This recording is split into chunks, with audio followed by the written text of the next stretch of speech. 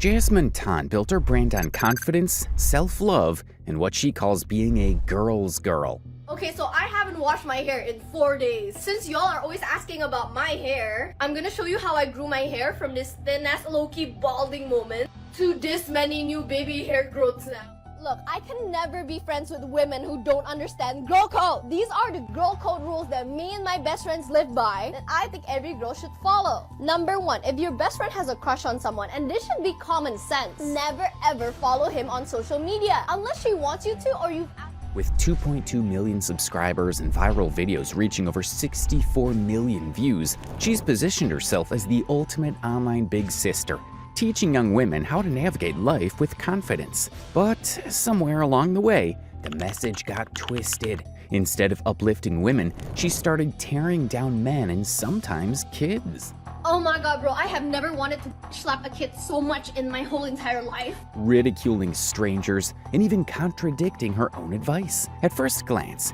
Jazmine appears to be your typical self-help influencer.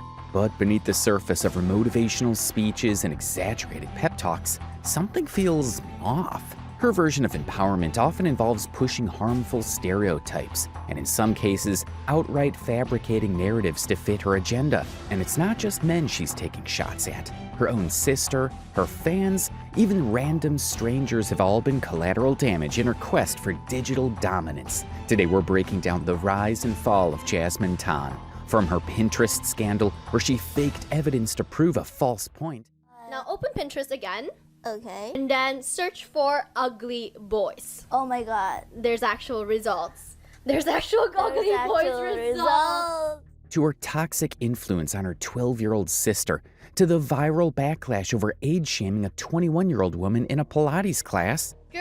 Girly pop. She's still in school. She's 21. Why does she look like a mother of 2 who responsibly files her goddamn taxes every year? This is the story of how the internet turned against one of YouTube's most controversial influencers. Because when you build a brand on self-love but continuously contradict yourself, people start to notice. And Jazmine, she gave the internet plenty to notice. Jazmine's rise to fame seemed almost inevitable. She had all the ingredients of a viral content creator: confidence, a distinct on-camera personality, and a relentless commitment to pushing her brand of self-love content. She quickly became known for her high-energy delivery, bold opinions, and her repeated use of the phrase "baby girl" in almost every video. For many, she was a breath of fresh air in the self-improvement space. Someone who wasn't afraid to be loud, confident, and unfiltered. But there was another side to Jazmine that her critics would later dissect. An underlying arrogance disguised as confidence, contradictions disguised as advice,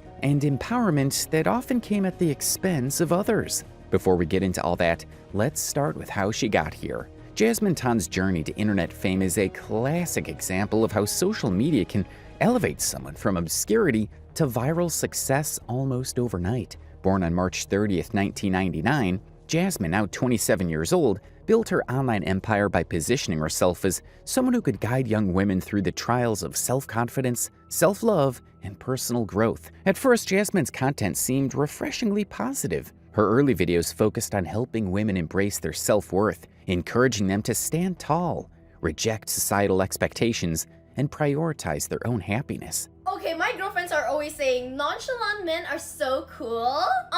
Nope. I want all chalant. Full chalant. Chalant infused. If you are not fully obsessed with me, I don't want you. If I am not your dream girl, I don't want you. If you don't worship the ground I stand on and the air I breathe, I don't want you. If you are not a loyal, romantic, chivalrous, golden retriever lover boy, then you are not my man, sir. Remember, if you are nonchalant, I am not your girl. And I swear to God, if you act all nonchalant, your ass gonna get nonchalant, period. Okay, I love you always. Bye. Boy Matt, let's go. Boy Matt is being scared that women are gonna use you for money that you don't have. Boy Matt. Boy Matt is wanting a girl with 0 body count while he slept with the whole town. Boy Matt is wanting a housewife but having no house. Boy Matt is chasing a girl that dresses like a baddie, then tries to change the way she dresses once you get her. Does that make sense to you? No, it doesn't. Boy Matt. Boy Matt is wanting women to call you daddy but expect us to be your mommy. Boy Matt is calling your exes psycho, thinking we don't know that you ones that made them that way. Cause tell me, how can all of us girls be psycho for no reason? Boy math is wanting a woman with a perfect hourglass shape when you need to be more worried about that hairline boo-boo. And boy math is thinking high value women are in their league. Stay in your league, son. Go disappoint another girl. Okay, baby girlies, that was fun. I love you always. Bye. She crafted an image of empowerment, branding herself as a girl's girl, someone who always had her female audience's back, ready to dish out advice with humor, energy, and what seemed like genuine care. Many of her fans saw her as a mentor, an older sister figure who had life figured out and wanted to share her wisdom with the world. Oh my god, bro, if one more auntie go and tell me, oh my god, you're so skinny, you need to eat more. Like, no, auntie, I am very much aware that I am built naturally like a flagpole. But to be fair, everyone else in my family is also petite. So that would be pretty sus if I had double D's and a fat ass. So you know what? Today I want to show you how to make my bulking big booty chocolate smoothie recipe. Take some ice, then put 150 milliliters of milk. Then take a banana. We're gonna use the whole banana. Ah! You didn't see that. Banana in. Then take 2 tablespoons of chunky peanut butter and then add 50 grams of honey. Okay, this part is optional, but you can add a scoop of mass gainer. This is what it looks like now. And I think we're done. Taste test. That's so freaking yummy. I lost a lot of weight last month, but mark my word, you will start seeing the gains, bro. Ooh. Oh. Yeah. Okay, I love you always. Bye. Take one of her early motivational speeches, for example, where she confidently declared why she loved being single. You know why I love being single? And you know why? It's because I don't have to worry about what to wear to meet my boyfriend's parents. Because you know what my problem is? Take a long hard look. Tell me what the problem is. That's right, all my clothes end with less. They are either tummyless, sleeveless, shoulderless, or backless. So you see how that would be a big red flag to them? Oh, hi auntie, hi uncle, I'm Jazmine. It's so nice to finally meet you. It's nice to meet you too. Come, let's go inside. Oh yeah, sure, okay. Be honest, if you had a kid, will you let me date your son? Best case scenario, the parents offer me some money to stay away from their son. No, but I love him. But between us, auntie, how much are we talking about here? Woo! Just kidding. Unless... Lines like these made her audience feel like they were being seen, like they were part of something special, like a movement of strong, independent women who refused to settle for less. And for a while, it worked, and it all seemed true. Her videos, often shot in fast-paced, high-energy bursts, were instantly recognizable. She had a distinct way of speaking, rapid fire, exaggerated, and full of dramatic emphasis. Her go-to phrases such as baby girl and you deserve this became part of her brand identity. She didn't just give advice, she delivered it with the confidence of someone who felt she was right. And for many young women, that confidence was infectious. But there's a fine line between confidence and arrogance. And for Jazmine, things took a turn for the worse. As her audience grew, so did the intensity of her takes. What started as empowerment soon morphed into something else entirely. Her positive messages began to blur with toxicity, and before long, people started noticing the contradictions in her words. Because if there's one thing the internet is good at, it's paying attention to the littlest shift in details. One of the first things that started turning people off from Jazmine Tan wasn't necessarily her message, it was the way she delivered it. Her high-energy, exaggerated voice, which became her signature, over time started to feel less like an empowering sound and more like an over-the-top performance. You see, Jazmine has a way of dramatically emphasizing her words, often repeating phrases like baby girl, with an intensity that makes it seem like she's summoning a spirit rather than giving self-help advice. At first, this made her stand out in the crowded influencer sphere. But for many viewers, it quickly became unbearable. Her delivery is so extreme that entire Reddit threads and Twitter discussions have been dedicated to criticizing how she speaks. One user on Reddit bluntly asked, "I don't understand why she's perpetually yelling in her videos." Another Twitter user shared his thoughts on her voice, saying, "Why Jazmine Tan talks like she's about to have a mild stroke." It wasn't just casual viewers who felt this way. Even some of her original fans admitted that, as much as they liked her message, they couldn't sit through her videos because of the way she spoke. One person on Reddit wrote, "Exactly, Like, sis, I get your point. You don't need to make caps lock your entire persona. Jazmine's exaggerated delivery also became an easy target for parody and memes. People started making compilation videos of her repeating the same phrases in different videos, exposing just how repetitive and dramatic her speech had become. And it's not just the volume. It's how she speaks, as if she's always performing on a Broadway stage, even when she's talking about something as simple as getting ready in the morning. Confidence is great, energy is great, but there's a difference between being charismatic and being exhausting, and for many people, Jazmine had crossed that line. For instance, a Reddit user commented, "Insufferable. The whole baby girl intro is incredibly cringe. She is doing too much." Even among her initial supporters, there was a shift in perception.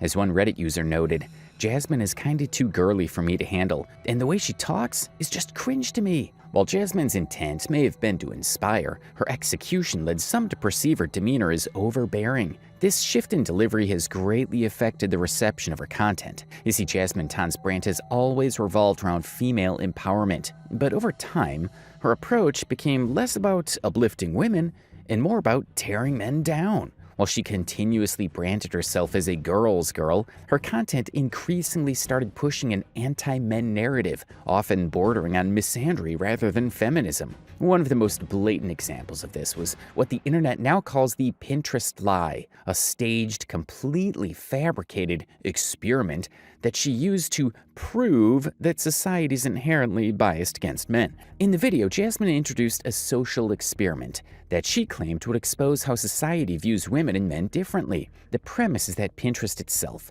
a social media platform known for fashion, beauty, and lifestyle content, was proof of systemic bias against men. She starts by instructing her 12-year-old sister, June, to open Pinterest and search the term ugly girls. June compiles, and surprise, surprise, Pinterest returns no results. June, did you know What? that Pinterest is a girl's girl? What do you mean? No, really, here.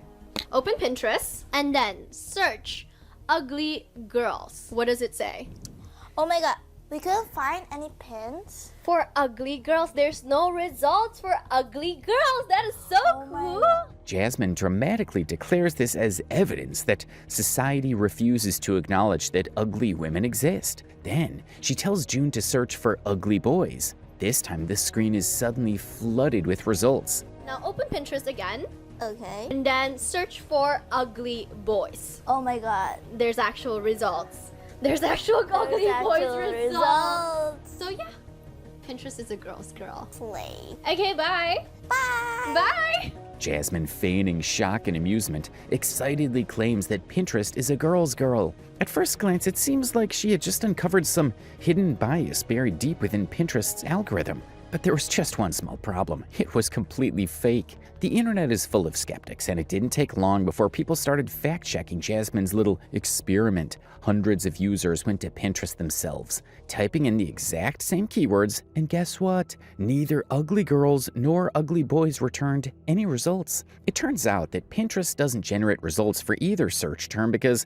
as an image-based platform, it doesn't categorize people as ugly or beautiful. Pinterest's algorithm prevents these kinds of negative search results from appearing altogether. A commenter also pointed this out. Pinterest isn't just a girl's girl, it's a closet, art gallery, makeup store, and friend. So if neither term works, how did Jazmine manage to get results for ugly boys? She made them up. Further digging revealed that Jazmine had literally created a Pinterest board herself and named it Ugly Boys. Then, she filled it with random images of men, so that when June searched for ugly boys, the results would conveniently appear, making it look like Pinterest was discriminating against men. In reality, she manually rigged the entire thing. Once people caught on to the lie, the backlash was swift. Reddit threads and Twitter posts began calling out the deliberate misinformation, with people expressing shock that she would go so far just to reinforce her own narrative. For someone who preaches female empowerment and authenticity,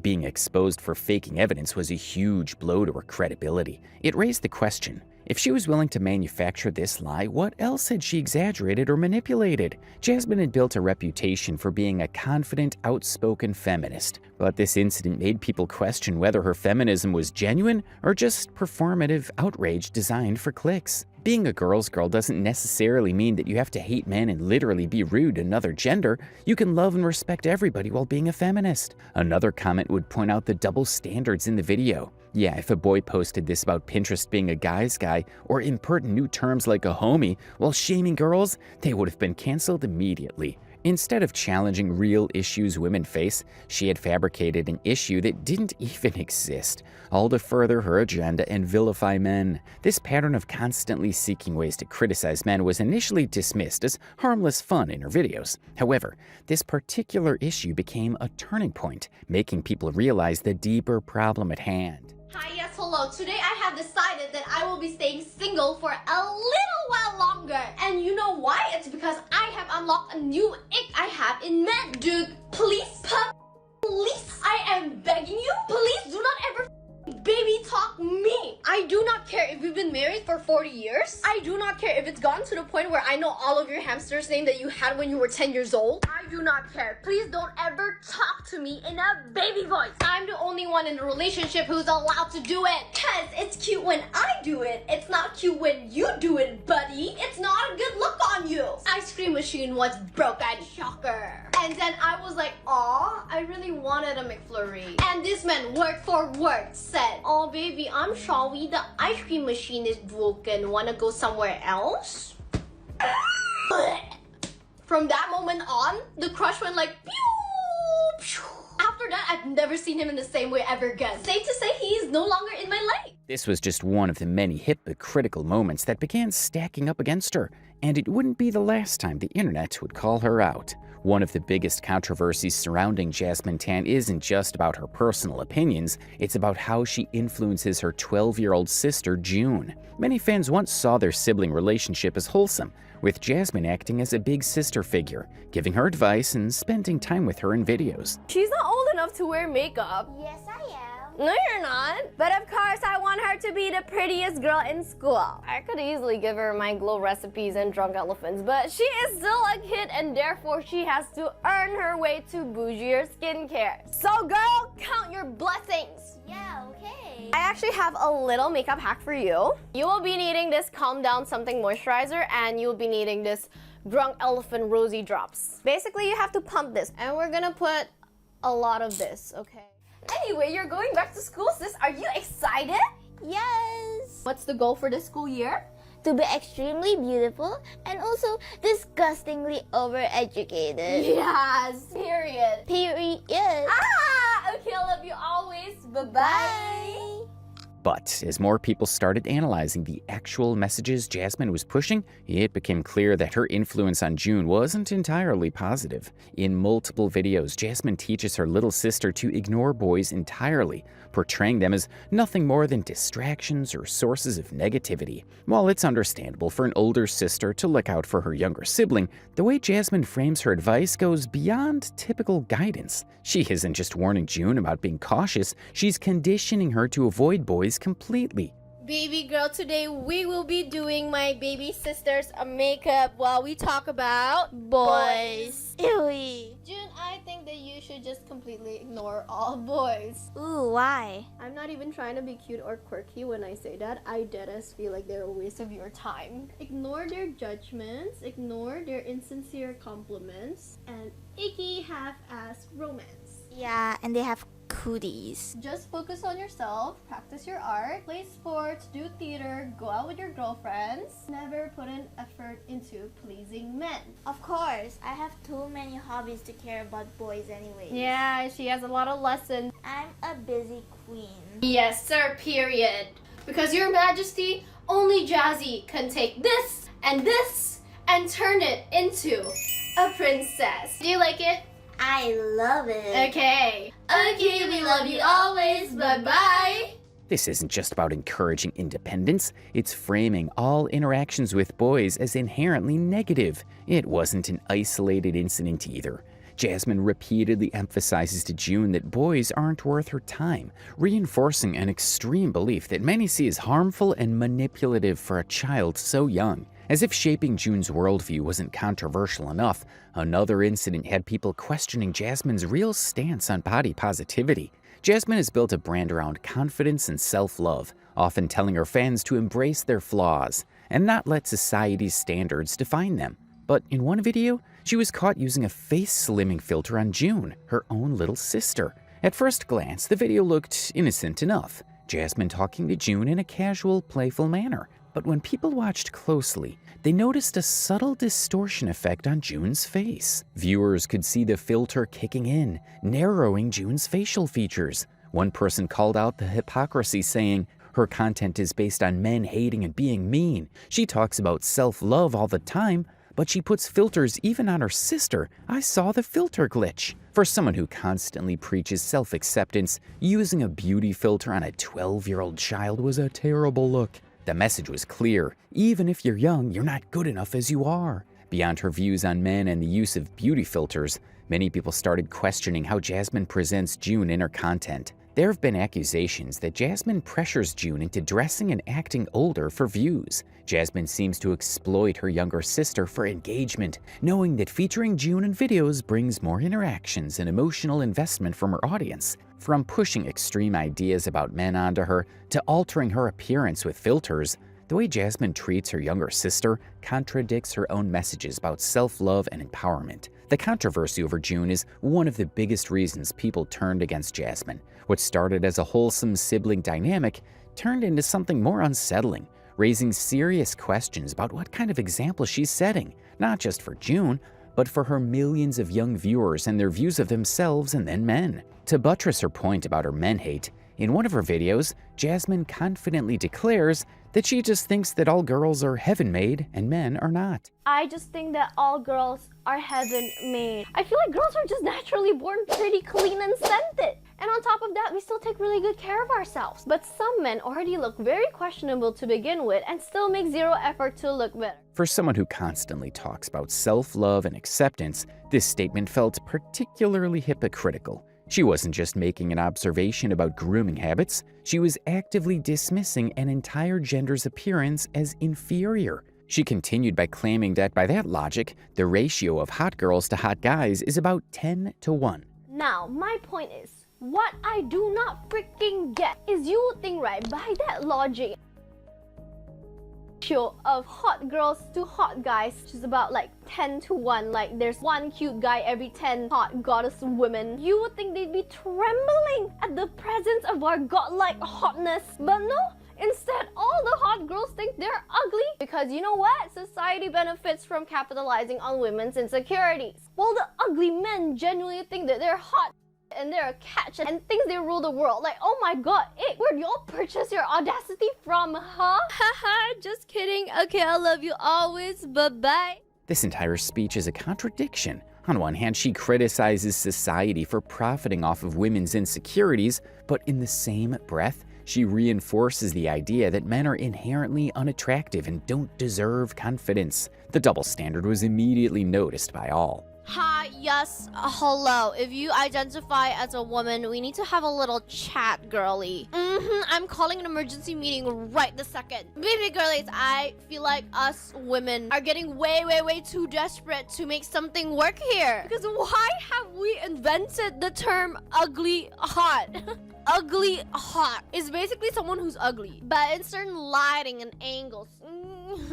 Okay, you could say they're kind of cute and kind of charming. And honey, don't get me wrong, I get it. Because the girlies got tired of chasing conventionally hot guys and getting burned by these narcissistic fuckboys. So we, as a collective, have gaslight ourselves into thinking that ugly guys are hot. But now the ugly guys gets an ego boost and thinks they're seriously hot.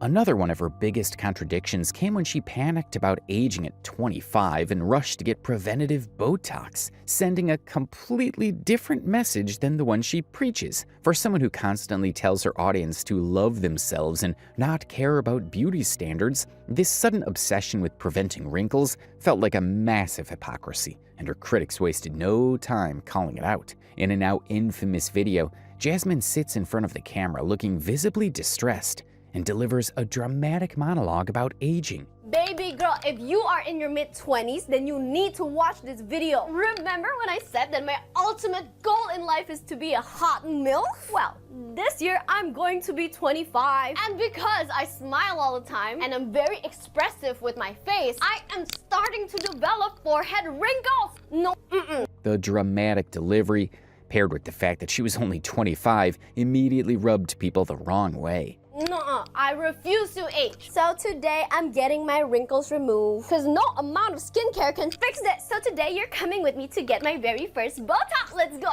Baby girl, did you know that after the age of 25, your body produces 1% less collagen every year? And as your body produces less collagen, you know what that means? Wrinkles! Well, apparently, if you start getting preventive Botox in your mid-20s, you can prevent the earliest fine lines from becoming deep wrinkles that's gonna be harder to correct later when you're in your 40s. Because look at this. This is 1 week later and I look gorgeous as fuck. She then documented herself going to get Botox injections, emphasizing how much she needed the procedure because of her facial expressions and fear of wrinkles. This entire situation highlighted an ongoing problem with Jazmine's brand of empowerment. It often comes with conditions. She encourages women to love themselves, but only under very specific, curated circumstances. If self-love was really her message, why was she panicking about fine lines at 25? If embracing who you are is so important, why was she so terrified of natural aging that she rushed to freeze her facial muscles? For many people, this was the final proof that Jazmine's self-love mantra was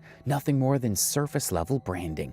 The moment it no longer served her, she threw it out the window, and her audience noticed. Her credibility took another massive hit when she publicly mocked a 21-year-old woman for looking too old, a moment that completely contradicted everything she claimed to stand for. It all started when Jazmine attended a Pilates class and noticed another woman in the room. Instead of minding her own business, she decided to turn it into content. In a video that was later deleted, but of course archived by the internet, Jazmine went on a rant about how shocked she was to find out this woman was only 21.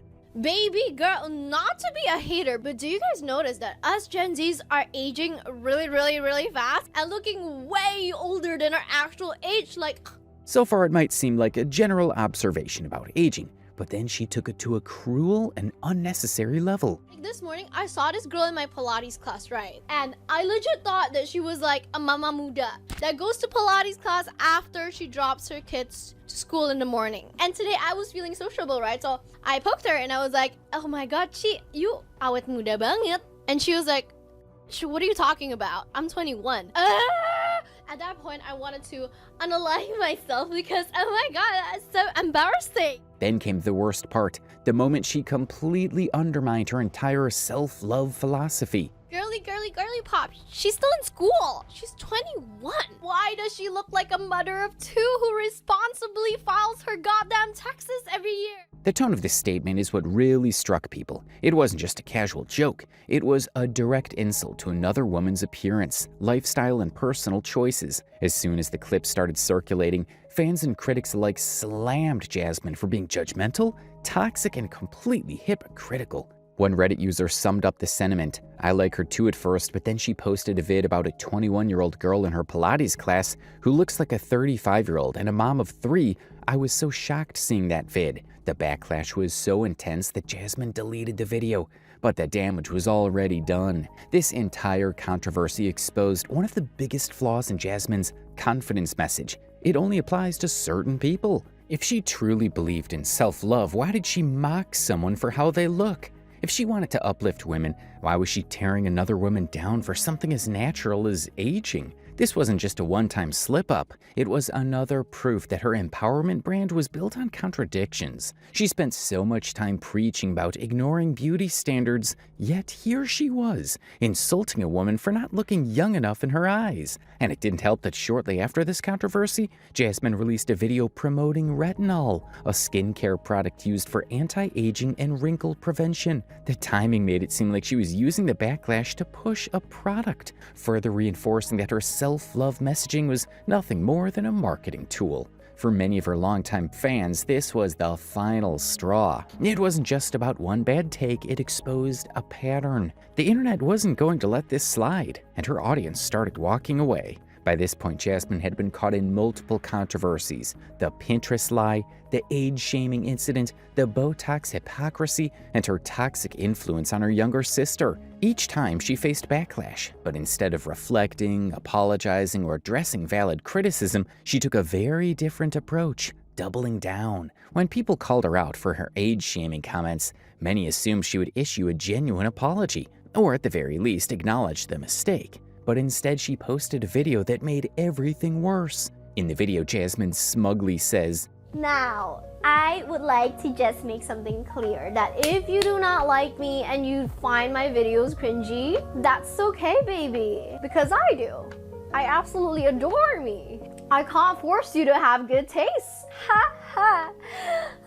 Just kidding. But seriously, you can't ever please everyone. This wasn't an apology. This was a complete dismissal of the situation, as if the people criticizing her were simply haters who didn't get her. This response infuriated many of her fans. She wasn't just ignoring the issue, she was gaslighting her audience into thinking they were overreacting. Instead of addressing why her comments were harmful or hypocritical, she framed the backlash as just another case of people unfairly hating her. It didn't take long for the internet to react. This non-apology was the final push for many of her fans to walk away from her channel for good. People who had followed her for years, believing in her self-love message, finally saw through her performative empowerment. Her audience started unsubscribing in waves, and her engagement dropped significantly, as you can see from her recent videos, from millions of views per video to barely 50,000 sometimes. Despite all the backlash, Jazmine never issued a real apology. Instead, she continued posting as if nothing had happened, hoping the controversy would blow over. But the internet doesn't forget, and for many, this moment marked the downfall of Jazmine Tan's influencer career. Jazmine Tan built her platform on self-love, confidence, and female empowerment. But over time, it became clear that her version of empowerment wasn't about uplifting women, it was about tearing others down. And the truth is, Jazmine wasn't hated because she was confident. She was criticized because she built her success on one message while living by another. At the end of the day, self-love isn't about looking down on others. It's not about fabricating reasons to hate men or judging people for how they look. True empowerment doesn't come from creating double standards. It comes from leading by example. And Jazmine, she led by contradiction. Her downfall was because her audience finally saw through the facade. And when your brand is built on a false foundation, it's only a matter of time before it all comes crumbling down.